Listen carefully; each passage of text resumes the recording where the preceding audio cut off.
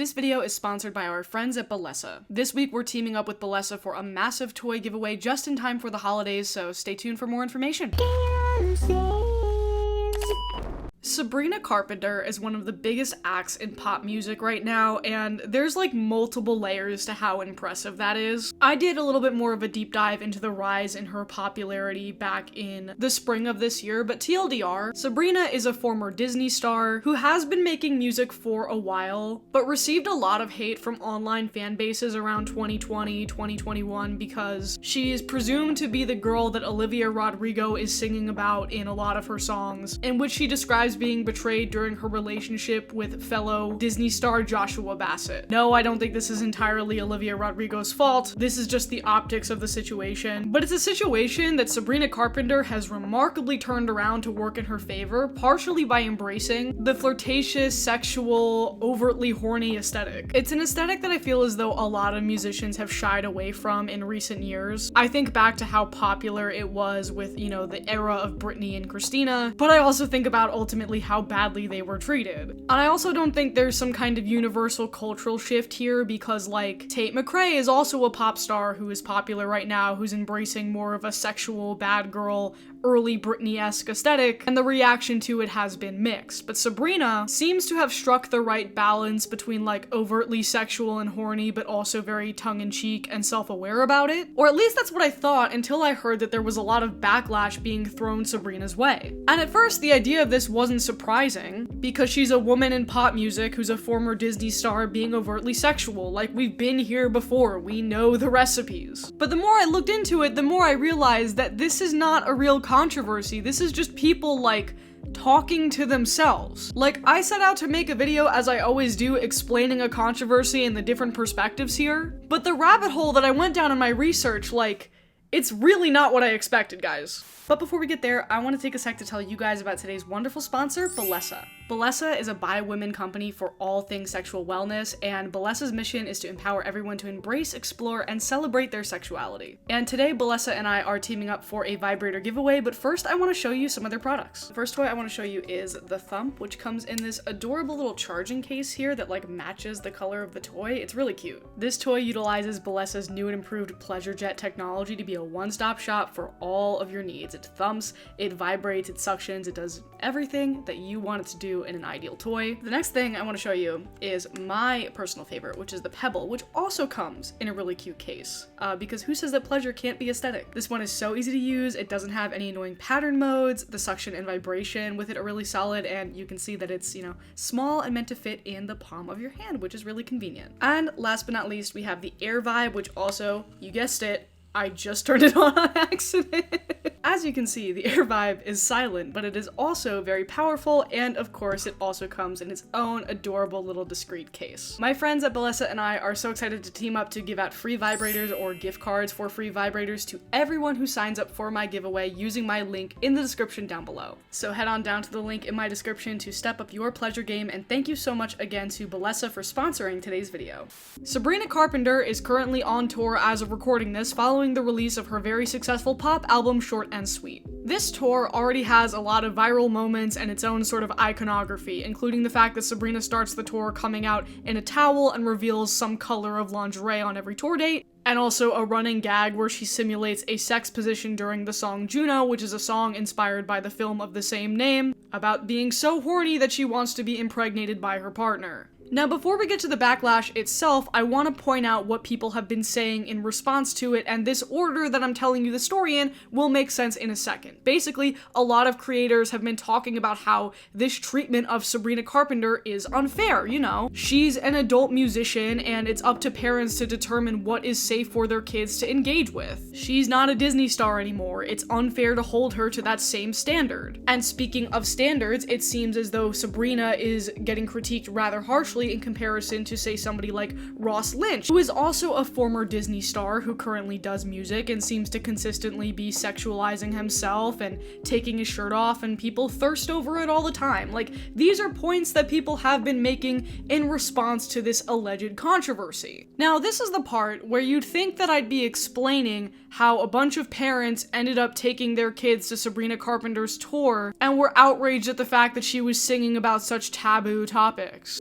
that's the direction that I thought this was going, considering the amount of counter-posting and takes that I've seen in response to this alleged backlash. But from what I've seen, there's none of that, so let me tell you what I did find. I found this bait tweet by Drama Alert, run by Keemstar, who notoriously produces inflammatory rage-baity nonsense for the internet to make money, and this tweet basically frames the situation that is primed for quote tweeting and dunking and engagement, which is what everyone has been doing. I found this tweet, which does seem to actually legitimately make the point that everybody is dunking on here, which is the general vibe of, oh, how dare Sabrina Carpenter, perform these songs in front of children. Our children need to be protected or whatever, and so people have been rightly dunking on that as well. But if you take 5 seconds to look at the account that made this tweet, it's not some, mommy blogger with a conservative agenda or even a clueless parent who, doesn't monitor what their kid is interacting with on the internet and wants to blame it on everybody else. It's a troll account that has been banned multiple times. In the replies of this tweet, they claim that they went to the concert with their young daughter, and then in other tweets they say that they're only 18 or that they're a black trans woman. There are people copying this person's tweet and they're in the replies telling other people to support their original tweet. If you look at their follows, it's clear that they're a Swiftie stan account, and it doesn't matter what stan group you're a part of, they all do this. We're in pursuit of justice for their fave or whatever. They make these inflammatory bait tweets about other pop musicians in the same sphere. I also found multiple TikToks of people talking about how there are parents who are suing Sabrina Carpenter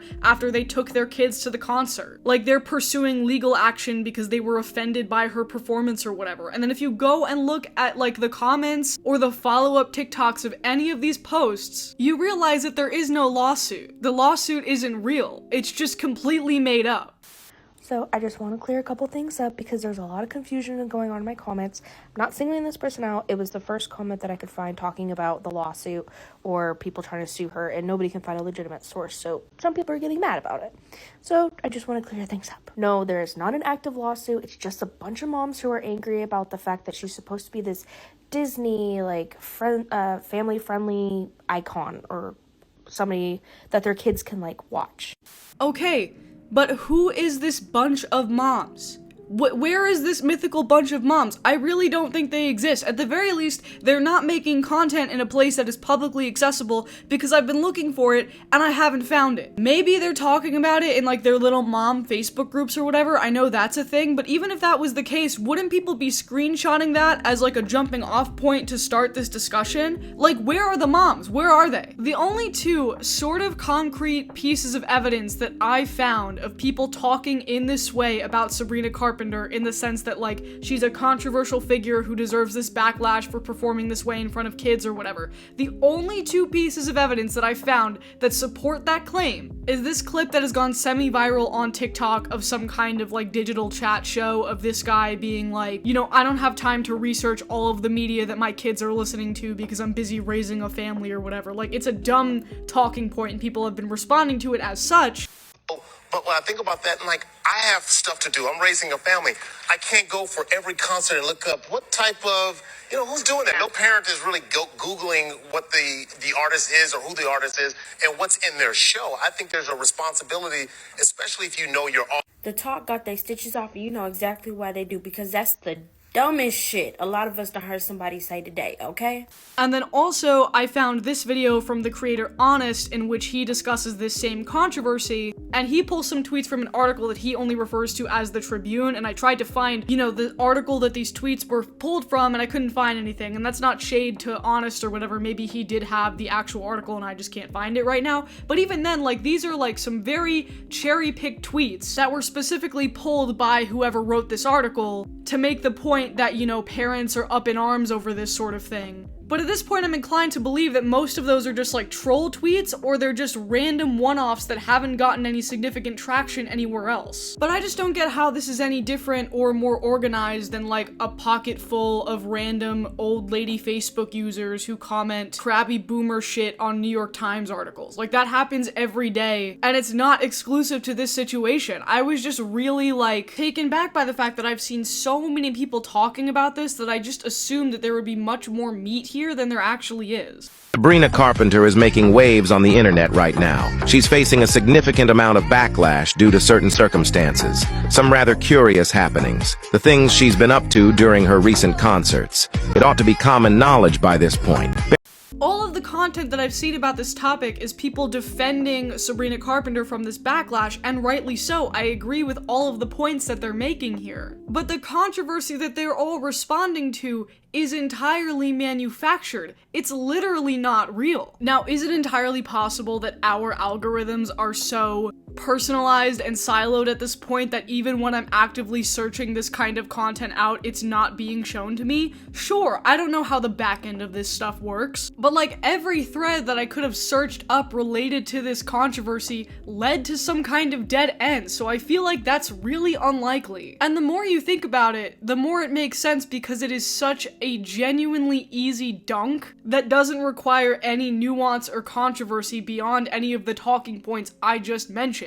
You know, in the circles that are adjacent to the liberal content creator and podcast sphere, it is very easy content fodder to pick apart the hypothetical arguments of this invisible base of hyper-conservative, out-of-touch mothers who want to ruin everyone else's good time to protect their children. It's fun to dunk on these people when they're real, and most importantly, it doesn't take a lot of effort. It's easy brownie points. You don't put yourself in any kind of line of fire by doing it because everyone already agrees with you. And honestly, that's why I was kind of excited to make this video today, because recently, you guys have been shitting on me quite a lot. So I was like, wow, finally a pop culture controversy that I can talk about where everyone's going to objectively agree with me for once. And then I find out that that controversy is just astroturf to fuck. And like, maybe this is not as big of a deal as I'm currently making it out to be, but this is just a crazy spiral that I've fallen down, because I've been feeling for a while now like 99% of the conversations that we have online, especially on TikTok, are always like a manufactured villain of the week. You know, a couple weeks ago, it was that couple that lives in the one bedroom with the 9 kids or whatever. Before that, it was the makeup artist who overstayed her welcome at the wedding. And now it's that private chef turned corporate life content creator who everyone is dunking on